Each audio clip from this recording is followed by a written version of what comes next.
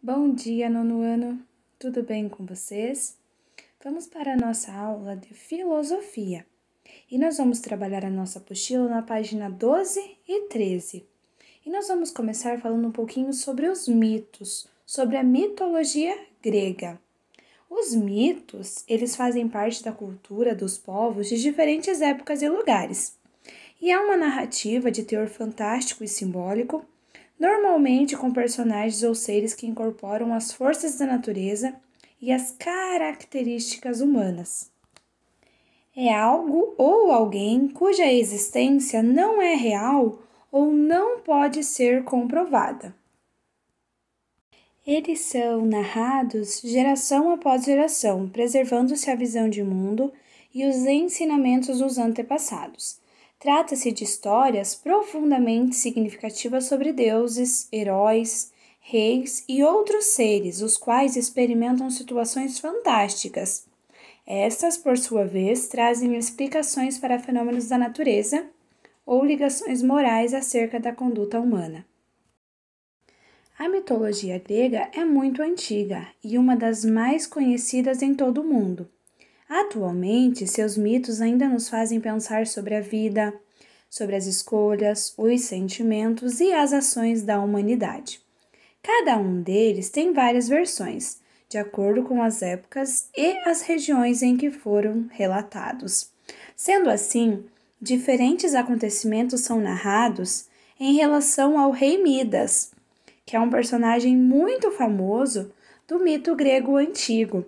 Já ouviram falar do rei Midas, daquele em que tudo que ele toca vira ouro? Vamos conhecer um pouquinho da história desse rei assistindo um vídeo que faz um breve resumo do que está na nossa página.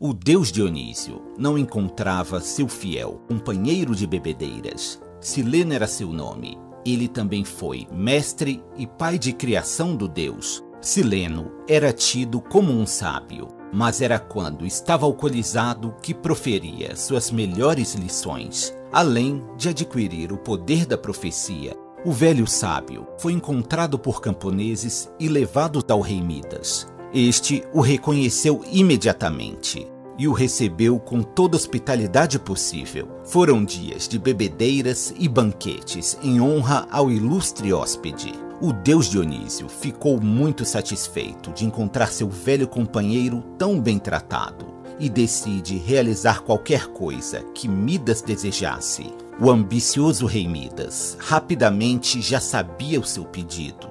Ele desejava que tudo em que tocasse se transformasse em ouro. Dionísio aconselhou Midas que refletisse um pouco mais, mas o rei já tinha tomado sua decisão. Dionísio realiza o desejo como prometeu, mas sente pesar por Midas não ter feito uma escolha melhor. Midas, ansioso para testar seu novo talento, pegou uma pequena pedra que estava no chão, e esta se transformou imediatamente em uma pepita de ouro. Eufórico, Midas passa a tocar em várias coisas, e tudo passava a refletir a dourada cor do ouro. Em um certo momento, Midas sente fome e decide comer uma maçã. Ao tocar a fruta, ela passou a ser uma cópia dos pomos de ouro do Jardim das Hespérides. O esperto Midas tenta uma nova abordagem. Ele pega um garfo, que instantaneamente fica dourado, e espeta um pedaço de pão. O rei leva o garfo até a boca e, ao tentar morder o pão, sente seu dente trincar, pois o pão também havia virado ouro.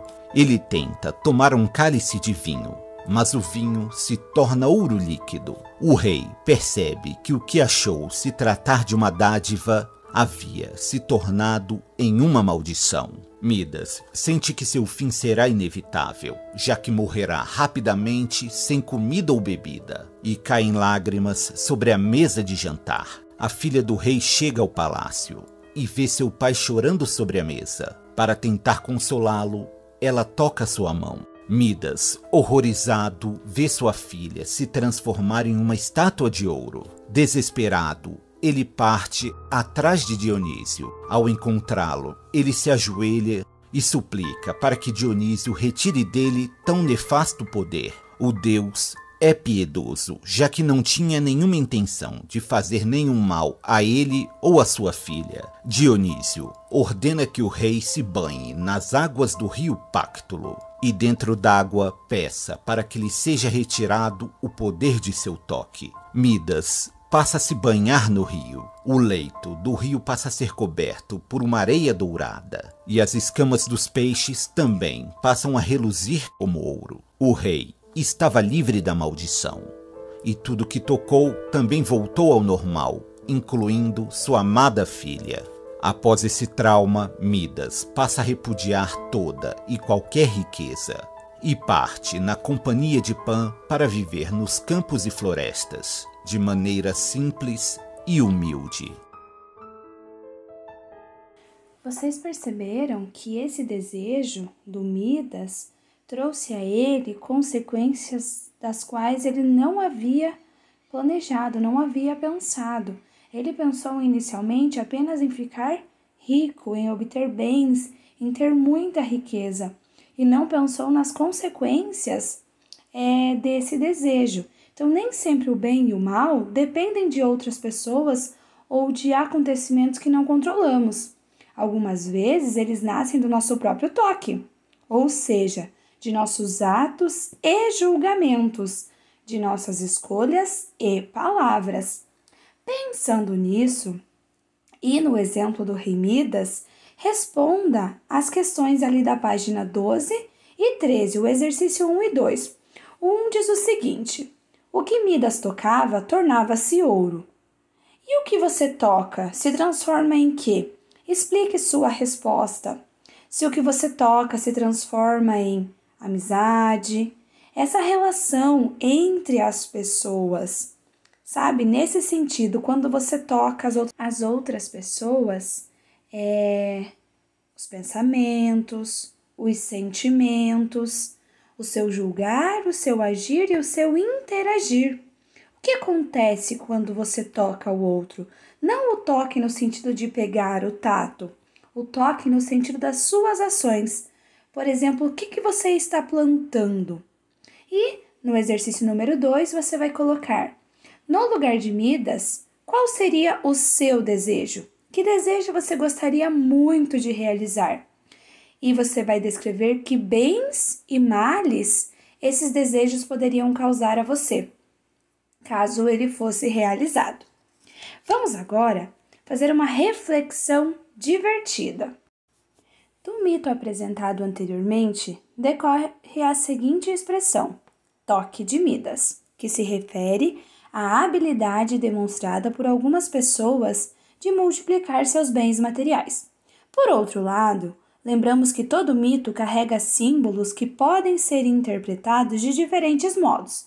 No caso de Midas, alguns entendem a figura do rei como a representação do ser humano e o ouro, como símbolo do que as pessoas desejam. Além disso, o personagem costuma ser citado como exemplo da dificuldade humana de distinguir os bens e os males decorrentes dos objetos de seus desejos. Reflita sobre essa distinção enquanto realiza algumas atividades. Primeiro, vocês irão destacar a vitrine e a caixa do material de apoio. Esse materialzinho aqui, vocês irão destacar lá do material de apoio. Vão escolher 5 dessas caixas que são coisas que vocês consideram os bens mais importantes para a vida de vocês. E irão colá-las em ordem crescente de importância, ou seja, do mais importante ao que tem uma importância menor, mas todos são importantes. E vão justificar suas escolhas nas linhas das prateleiras. Então, por exemplo, se eu colocar ali no número 1 que a bondade é a coisa mais importante para mim, eu vou justificar o porquê que a bondade é o mais importante para mim. Eu acredito que fazer o bem, agir com bondade, nos tornam mais felizes, nos tornam mais humanos. Então eu coloco a bondade ali como um dos bens mais preciosos e importantes. A sabedoria, a solidariedade. O dinheiro também é um bem muito importante, ao meu ver, porque com ele que nós conseguimos realizar boa parte dos nossos desejos. Então vocês irão escolher os 5 bens mais importantes para vocês. E depois mandem foto aqui para a tia ou em forma de um vídeo o porquê que vocês escolheram esse bem e qual é a importância dele na vida de vocês. E para as caixas que vocês não escolheram, vocês vão responder os conteúdos delas. Podem ou não podem ser considerados males para a sua vida e por quê? Dentre as caixas que vocês não escolheram, irão responder ali o exercício número 5. Então, meus queridos, um grande beijo e até a próxima aula. Tchau, tchau!